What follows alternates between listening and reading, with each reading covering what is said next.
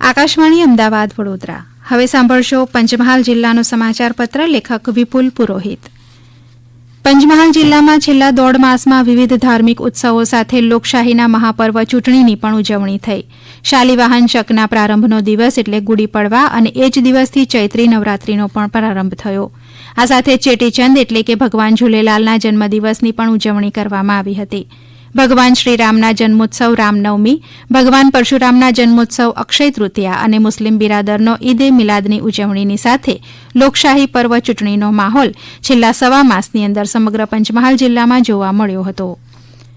વિશ્વ થેલેસેમિયા દિવસ તથા વિશ્વ રેડક્રોસ દિવસ નિમિત્તે સાર્થક સેવા foundation Godhra, Red Cross society Godhra તથા સંકલ્પ ઇન્ડિયા ફાઉન્ડેશનના સંયુક્ત ઉપક્રમે રેડક્રોસ હોલ ગોધરા ખાતે થેલેસેમિયા મેજર બાળકો તથા તેમના વાલીઓ, સંસ્થાના હોદ્દેદારોની ઉપસ્થિતિમાં આ દિવસની ભવ્ય ઉજવણી કરવામાં આવી હતી. વિશ્વ થેલેસેમિયા દિવસ નિમિત્તે બાળકો દ્વારા કેક કાપવામાં આવી હતી, જ્યારે હાસ્ય કલાકાર દિવાકર શુક્લએ મનોરંજન કરાવ્યું હતું.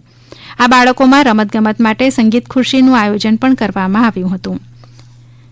પ્રતિવર્ષે 10મી એપ્રિલે વિશ્વ હોમિયોપેથી દિવસની ઉજવણી કરવામાં આવે છે. આ વર્ષે વિશ્વ હોમિયોપેથી દિવસની હોમિયો પરિવાર એક આરોગ્ય એક કુટુંબ થીમ ઉપર ઉજવણી કરવામાં આવી હતી. ડોક્ટર ક્રિશ્ચિયન ફ્રેડરિક સેમ્યુઅલ હેનેમેનની જન્મજયંતિના દિવસે હોમિયોપેથી દિવસની ઉજવણી કરવામાં આવે છે. તેઓ જર્મન તબીબ હતા. તેમને હોમિયોપેથીના સ્થાપક પણ કહેવામાં આવે છે. આ દિવસે તબીબો અને જેઓ આ માર્ગ ઉપર આધાર રાખે છે તેઓ ડોક્ટર હેનીમેનને યાદ કરે છે. પંચમહાલ જિલ્લામાં ગોધરા ખાતે વિશ્વ હોમિયોપેથી દિવસની ઉજવણી કરવામાં આવી હતી. સદર કાર્યક્રમ અંતર્ગત પંચમહાલ જિલ્લાના આરોગ્ય અધિકારીઓએ દીપ પ્રાગટ્ય કરી માલ્યાર્પણ કરી તેમજ કેક કાપીને માસ્ટર હેનેમનના 269માં જન્મદિવસની ઉજવણી કરી એકબીજાને શુભેચ્છાઓ પાઠવી હતી. આ સાથે હોમિયોપેથી વિશે પરિસંવાદ પણ યોજાયો હતો અને સૌ આરોગ્ય અધિકારીઓએ તેમના અનુભવ શેર કર્યા હતા. રાજ્યમાં લોકશાહીના મહાપર્વની તારીખ 7મી મેના રોજ જાહેર થતાં જ પંચમહાલ જિલ્લામાં પણ તંત્ર દ્વારા સમગ્ર જિલ્લામાં સ્વીપ કાર્યક્રમ હેઠળ મતદાન જાગૃતિ માટે રેલીઓ, ઓડિયો ક્લિપ દ્વારા ભવાઈ, રંગોળી, બેનર્સ, મતદાન સંકલ્પ સહિતના કાર્યક્રમો યોજી મતદાતાઓને જાગૃત કરવામાં આવ્યા હતા.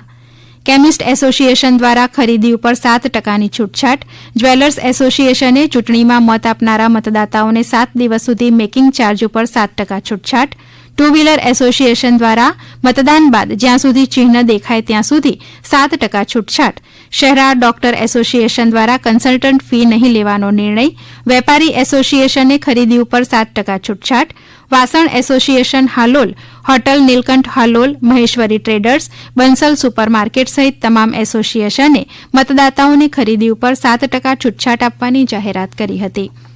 આ માટે ગોધરા નગરપાલિકા વેપારી એસોસિએશને સોના સિવાય 704 દુકાનો ખાતે મતદાતાઓને ખરીદી ઉપર 7%ની છૂટછાટ, મીઠાઈ ફરસાણની દુકાન ઉપર 1000 રૂપિયાની ખરીદી ઉપર 7%ની છૂટછાટ આપવાની જાહેરાત કરી હતી. બેઠકમાં એસોસિએશનના હોદ્દેદારોએ સર્વસંમતિથી આ છૂટછાટની જાહેરાત કરી હતી, જ્યારે જિલ્લામાં સ્વીપ એક્ટિવિટી અંતર્ગત ટીઆઈપી, નોડલ અને જિલ્લા વિકાસ અધિકારી દ્વારા 15 દિવસીય મતદાન જાગૃતિના અભિયાનના અંતિમ દિવસે સ્પોર્ટ્સ કોમ્પ્લેક્સ ગોધરા ખાતે રન ફોર વોટ રેલીનું આયોજન કરવામાં આવ્યું હતું.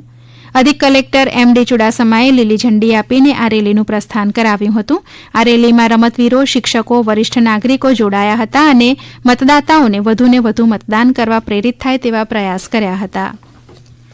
આપ સાંભળી રહ્યા હતા પંચમહાલ જિલ્લાનો સમાચાર પત્ર. લેખક વિપુલ પુરોહિત. પ્રસારણ આકાશવાણીના અમદાવાદ વડોદરા કેન્દ્ર ઉપરથી કરવામાં આવ્યું.